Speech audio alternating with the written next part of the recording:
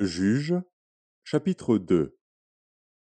Un envoyé de l'Éternel monta de Gilgal à Bokim, et dit, Je vous ai fait monter hors d'Égypte, et je vous ai amené dans le pays que j'ai juré à vos pères de vous donner. J'ai dit, Jamais je ne romprai mon alliance avec vous. Et vous, vous ne traiterez point alliance avec les habitants de ce pays, vous renverserez leurs autels. Mais vous n'avez point obéi à ma voix. Pourquoi avez-vous fait cela? J'ai dit alors, Je ne les chasserai point devant vous, mais ils seront à vos côtés, et leurs dieux vous seront un piège.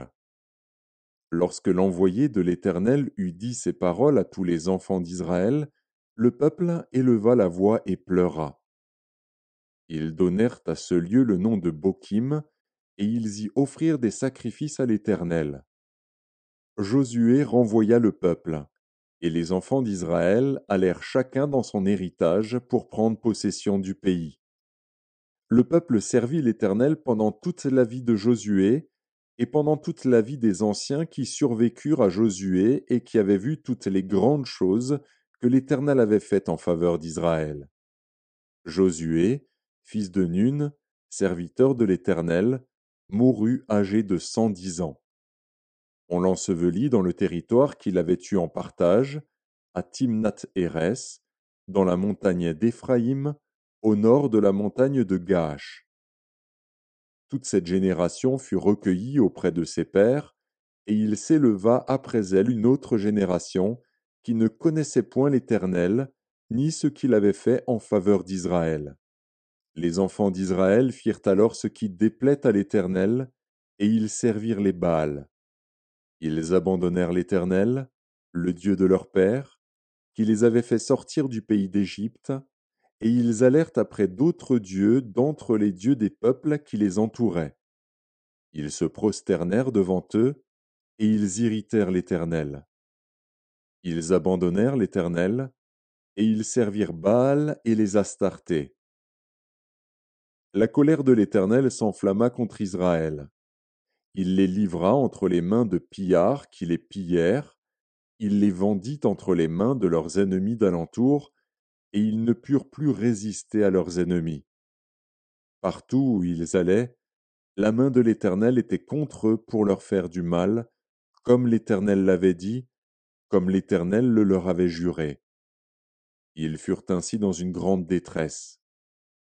L'Éternel suscita des juges, afin qu'ils les délivrassent de la main de ceux qui les pillaient. Mais ils n'écoutèrent pas même leurs juges, car ils se prostituèrent à d'autres dieux, se prosternèrent devant eux. Ils se détournèrent promptement de la voie qu'avait suivie leur père, et ils n'obéirent point comme eux au commandement de l'Éternel. Lorsque l'Éternel leur suscitait des juges, l'Éternel était avec le juge, et il les délivrait de la main de leurs ennemis pendant toute la vie du juge. Car l'Éternel avait pitié de leurs gémissements contre ceux qui les opprimaient et les tourmentaient. Mais, à la mort du juge, ils se corrompaient de nouveau plus que leur père, en allant après d'autres dieux pour les servir et se prosterner devant eux, et ils persévéraient dans la même conduite et le même endurcissement. Alors la colère de l'Éternel s'enflamma contre Israël, et il dit, Puisque cette nation a transgressé mon alliance que j'avais prescrite à ses pères, et puisqu'ils n'ont point obéi à ma voix, je ne chasserai plus devant eux aucune des nations que Josué laissa quand il mourut. C'est ainsi que je mettrai par elles Israël à l'épreuve, pour savoir s'ils prendront garde ou non de suivre la voie de l'Éternel, comme leurs pères y ont pris garde. Et l'Éternel laissa en repos ces nations qu'il n'avait pas livrées entre les mains de Josué, et il ne se hâta point de les chasser.